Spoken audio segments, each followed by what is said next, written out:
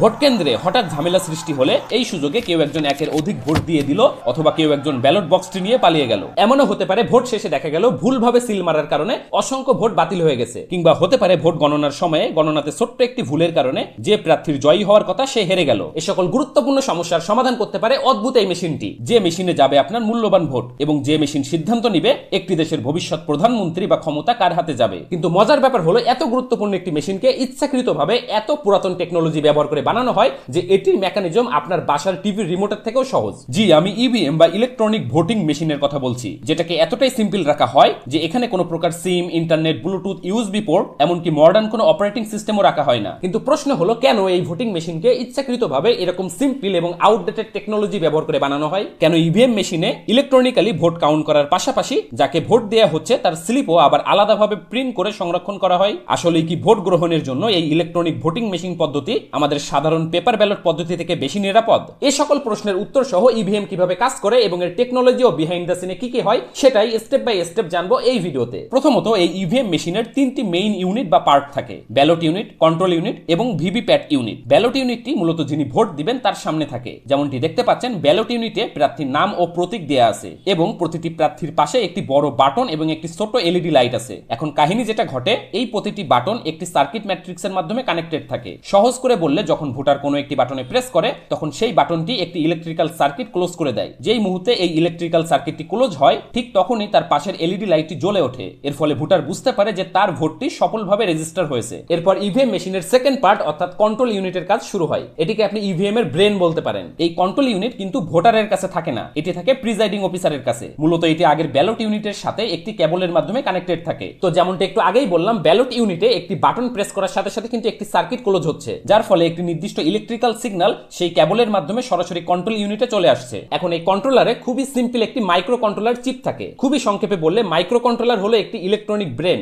যাকে আগে থেকেই বলে দেওয়া হয়েছে যে সে এক্স্যাক্টলি কি করবে এবং কি করবে না। যেমন ক্যালকুলেটরের ভিতরে যে মাইক্রো কন্ট্রোলার আছে তাকে আগে থেকেই বলে দেওয়া হয়েছে যখনই তুমি 2+2 পাবা তখন ডিসপ্লেতে 4 দেখাবা। ঠিক এরকম ভাবে এই মাইক্রো কন্ট্রোলারকে আগে থেকেই বলে দেওয়া হয়েছে যে বাটন 2 থেকে ইলেকট্রিক্যাল সিগন্যাল আসা মানে ক্যান্ডিডেট বি এর বাটনে চাপ দেওয়া হয়েছে। এভাবে এই মাইক্রো কন্ট্রোলারের মধ্যে আগে থেকেই নির্দিষ্ট ম্যাপিং সেট করা থাকে, যেমনটা স্ক্রিনে দেখতে পাচ্ছেন। এখন কোন ভোটার যখন বাটন 2 প্রেস করেন সাথে সাথেই কন্ট্রোল ইউনিটের মধ্যে থাকা মাইক্রো কন্ট্রোলার তার ম্যাপিং থেকে বুঝে নিতে পারে যে ভোটার ক্যান্ডিডেট বি কে ভোট দিতে চেয়েছে। এজন্য এখন ক্যান্ডিডেট বি এর কাউন্টারে 1 যুক্ত করা হবে। এভাবে যে প্রার্থীর বাটনটি প্রেস করা হবে তার কাউন্টারে 1 ইনক্রিমেন্ট বা যুক্ত হতে থাকবে। সোজা কথাই বললে, এখানে কোন প্রার্থীর বাটন কতবার প্রেস করা হচ্ছে সেটার হিসাব রাখা হচ্ছে। এখন এখানে একটি প্রশ্ন আসতে পারে যে ভোটার যদি খুব দ্রুত বাটনটি প্রেস করে সেই ক্ষেত্রে কি একের অধিক ভোট কাউন্ট হওয়ার কোনো সম্ভাবনা আছে? এর উত্তর হলো না, কোনো সম্ভাবনা নেই। কারণ এখানে মাইক্রো কন্ট্রোলারে ডিবাউন্স লজিক ব্যবহার করা হয়, যার কারণে ভুলবশত বা খুব দ্রুত বাটন প্রেসের কারণে একাধিক ভোট একসাথে রেজিস্টার হওয়ার কোনো সম্ভাবনা নাই। একটি ভোট রেজিস্টার হওয়ার সাথে সাথেই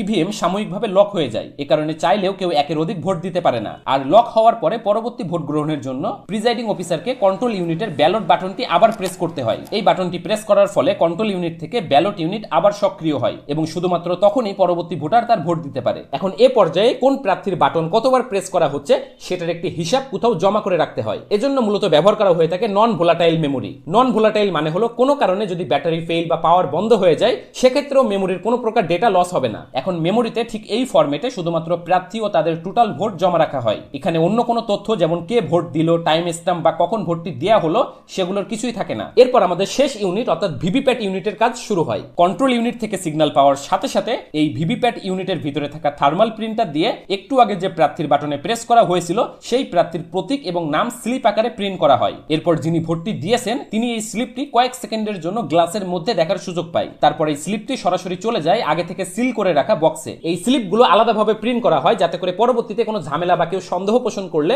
ইলেকট্রনিক্যালি যে কাউন্টটি হয়েছে তার সাথে আমাদের যে স্লিপগুলো আছে সেটা ক্রস চেক বা অডিট করে দেখা যায়। এরপর ভোট শেষ হলে ফলাফল দেখার জন্য কন্ট্রোল ইউনিটের মধ্যে থাকা রেজাল্ট বাটনটি প্রেস করতে হয়। এই বাটনটি প্রেস করার সাথে সাথে কোন প্রার্থী মোট কত ভোট পেয়েছে সেটা সরাসরি দেখা যায় এবং সেই অনুযায়ী কে জিতলো বা হারলো সেটা নির্ধারণ করা হয়। তো এভাবেই কিন্তু ইভিএম মেশিন কাজ করে থাকে। এখন আসুন কিছু ইন্টারেস্টিং প্রশ্নের উত্তর দেওয়া যাক। প্রথমত, কেন ইচ্ছাকৃতভাবে ইভিএম এর সিস্টেমকে খুবই সিম্পল রাখা হয়? এর প্রধান কারণ হলো শতভাগ নিরাপত্তা নিশ্চিত করা। মডার্ন অপারেটিং সিস্টেম মানে হাজার হাজার লাইনের কোড, নিয়মিত আপডেট এবং অনেক অপ্রয়োজনীয় ফাংশনালিটি। আর কোন সিস্টেমের ফাংশনালিটি যত বেশি সেই সিস্টেম ইনসিকিউর হওয়ার সম্ভাবনা তত বেশি। একটি সহজ উদাহরণ দিয়ে বুঝাই। ধরুন স্মার্টফোনের ভিতরে কিন্তু অনেক ধরনের মডিউল, পার্টস, ফিচার্স থাকে। এই কারণে স্মার্টফোন দিয়ে আপনি অনেক কিছু করতে পারেন, যার কারণে কিন্তু স্মার্টফোন খুব সহজে হ্যাক হয়ে যেতে পারে এবং স্মার্টফোনে বিভিন্ন ধরনের ভাইরাস বা ম্যালওয়্যার দিয়ে অ্যাটাক দেওয়া সম্ভব হয়। কিন্তু অন্যদিকে একটি ক্যালকুলেটরের কথা চিন্তা করুন, এটা এতটাই সিম্পল যে এখানে এমন কোনো পার্টস বা মডিউল নাই যেটাকে টার্গেট করে কেউ একজন এটার উপর অ্যাটাক বা হ্যাক করতে পারে। আরো একটি গুরুত্বপূর্ণ বিষয় হলো ইভিএম সিস্টেমে কোনো প্রকার ইন্টারনেট বা নেটওয়ার্ক পোর্ট না থাকায়